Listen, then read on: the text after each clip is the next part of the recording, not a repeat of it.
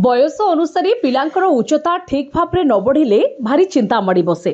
तेबे पिलांको खाद्य ठीक मात्रा रे पोषण न रहिले सेमानको रोग प्रतिरोध शक्ति कमिबा सहित शारीरिक विकास मध्य होई पार न थाए। तेणु आज वीडियो रे मु आपनको एमिति किछि खाद्य संपर्क रे कहिबी जहा खाइबा द्वारा पिलामानकर उच्चता वृद्धि होई थाए। हाँ दर्शक बंधु, पिलांकर उच्चता वृद्धि करने को चाहूले प्रथमतः प्रोटीन रे भरपूर अंडा सिझा सप्ताह रे 2 ରୁ 3 थर खाइबा को दे पारिबे। एथिरे मध्ये कैल्शियम रहिछि, तेणु पाठ पढ़ारे मध्ये एकाग्रता आसीथाए। से भली सोयाबीन मध्ये प्रोटीन रो एक सुंदर उत्स। तेणु पिलांको खाद्य रे एहाकु शामिल कले सेमानक हाड़ शक्त हेबा सहित उच्चता मध्ये वृद्धि पाइथाए।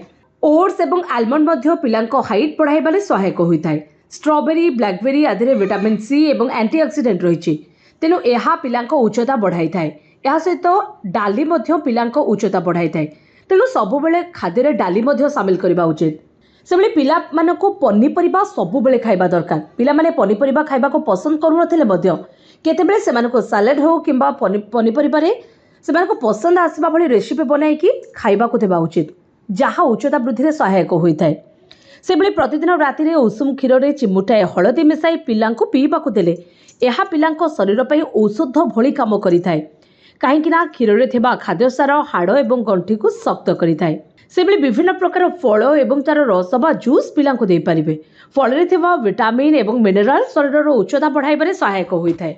सेबले मेथी पालंग बंधाकोबी आदि विभिन्न प्रकार साग एवं सबुज पनीपरिबारे vitamin C calcium iron magnesium potassium vitamin K भली पोषक तत्व रही। तेणु एसबू खाद्य शरीर को पोषण देवा सहित उच्चता बढ़ाइबारे सहाय्य करिथाए।